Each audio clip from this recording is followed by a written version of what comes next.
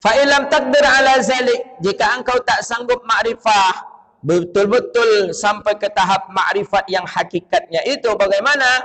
Fa iyyaka, maka fi jami'i awqatika, maka jika engkau tak sanggup pada setiap waktu engkau mengingat Allah, tak sanggup engkau untuk makrifat kepada Allah pada setiap waktu, fa iyyaka an takhalli lailaka wa naharika an waqti takhlwi.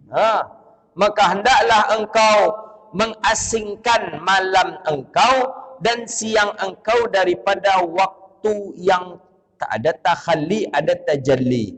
Takhalli, waktu yang engkau berkhalwat, takhlu fih, berkhalwat. Khalwat ni apa? Mengasingkan diri. Ini amalannya orang-orang sufi. Orang suluk tu mengasingkan diri. Maka kenapa orang suluk pakai kelambu? Kena ada bertanya itu. Bukan mencari Tuhan dalam kelambu, enggak. Ini ada tuduhan sebagian orang-orang tak faham. Orang suluk tu pakai kelambu katanya. Itu menyembah Tuhan, mencari Tuhan dalam kelambu. Bukan, akhi. Kelambu tadi, kan itu pas-pas kita satu. Tak boleh dua orang dalam satu kelambu. Karena tak temuat. Antum pernah jalan ke rumah-rumah suluk? Dah, nanti coba jalan dalam Ramadan datang ke rumah-rumah suluk. Itu di rumah suluk tadi ada kelambu. Kelambu tadi pertama yang paling jelas sekali agar jangan digigit nyamuk. Itu jelas itu. Kelambu tadi. Kalau tak pakai kelambu azab dia nyamuk. Pertama. Kedua, kelambu itu oleh mursyid diumpamakan seperti kubur. Seperti kubur. Kita sendiri di dalamnya. Kita sendiri di dalam. Masuk kelambu tadi tu langkahkan kaki kanan. Masuk kubur juga kaki dulu. Masuk lahat. Masuk lahat kaki dulu. Ya, dianjurkan kita masukkan kaki dulu. Masuk ke kaki. Kaki solat 2 rakaat. Setelah itu diselimut dengan selimut kain kapan selimutnya. Itu amalan orang suluk. Khalwat ni dalil. Kalau kita tidak bisa makrifah yang hakikatnya, maka berkhalwatlah kata Imam Al-Ghazali. Khalwat. Khalwat tu amalannya orang-orang sufi. Orang-orang sufi wali-wali Allah itu mereka selalu berkhalwat. Yang paling angker dan ngeri itu khalwatnya Syekh Halim Mahmud. Profesor Dr. Halim Mahmud, Syekhul Azhar. Itu khalwatnya langsung di pemakaman umum. Di Jabal Tunsi namanya di Mesir ada sebuah bukit namanya Bukit Aulia. Memang para wali di situ. Syekh Daqiqil Aid di situ dikuburkan. Imam Suyuti di situ dikuburkan. Imam Ibnu Athaillah Al-Sakandari di situ dikuburkan. Imam Abi Jamrah di situ. Para wali semua di situ dikuburkan. Namanya Jabal Aulia. Nama bukit itu namanya Jabal Tunsi. Jabal Muqattab. Di situ para wali. Imam Syekh Abdul Halim Mahmud, suluknya, khalwatnya di situ. Jadi di pertengahan ni kubur semuanya. Ni kubur semua, kuburan. Beliau gali pula kubur satu di situ. Beliau gali kubur satu di situ. Beliau pasang kelambu di dalam. Beliau pasang kelambu, beliau alas. Di situlah beliau suluk. Bertahun-tahun beliau suluk. Jadi setelah salat subuh ke masjid, beliau pulangnya ke mana? Pulangnya ke situ taruh itu. Setiap subuh.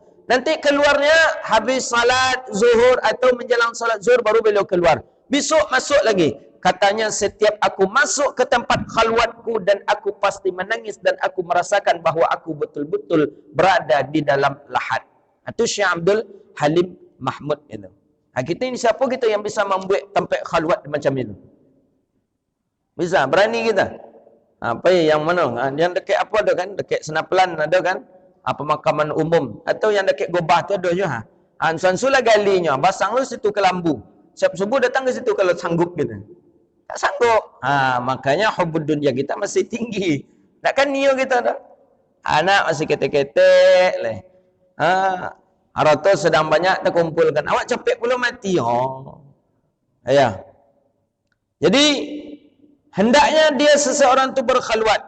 Tapi khalwat tu penting itu. Coba nanti dalam Ramadan, coba khalwat agak 10 hari saja coba.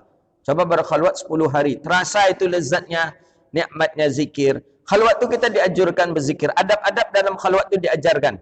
Adab dalam khalwat itu diantaranya wuduk berkekalan, tidur dikurangi karena ada zikir, target zikir yang mesti harus kita amalkan.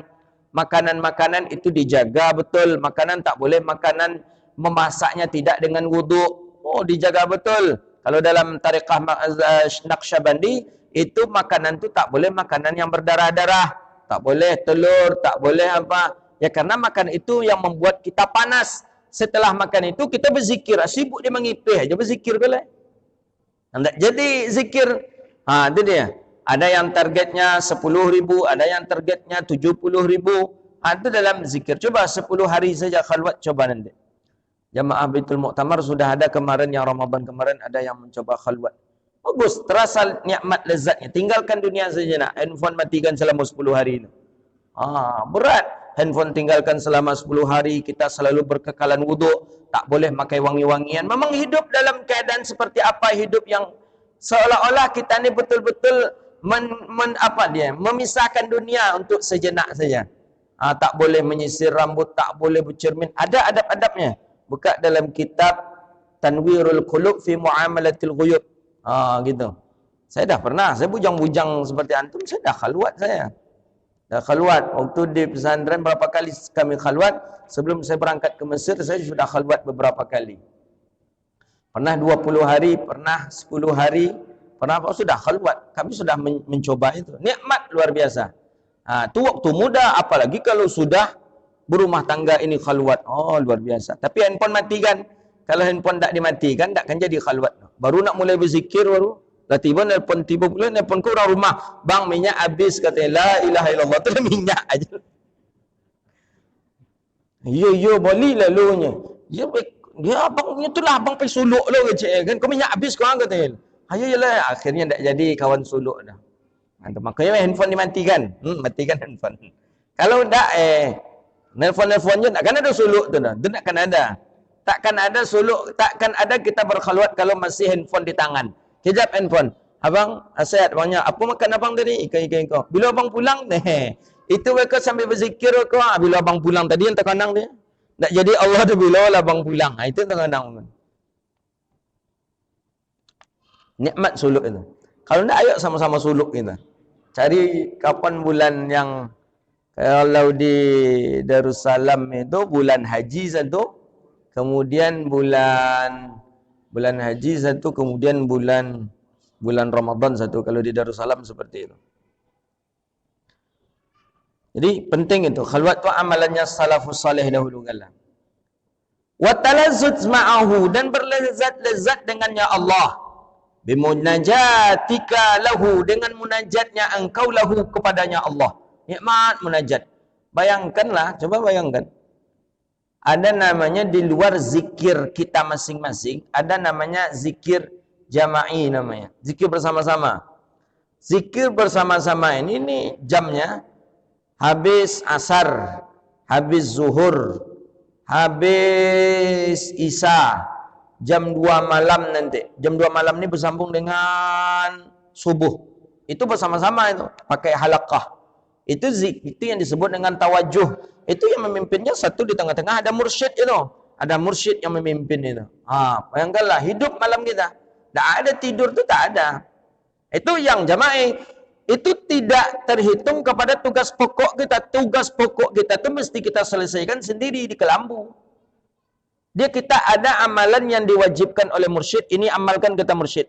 Itu mesti harus selesai sampai kita selesai khalwat. Itu di kelambu. Yang zikir jama'i lagi beda lagi. Ada namanya khatam khawajakan, ada namanya tawajuh. Itu nih.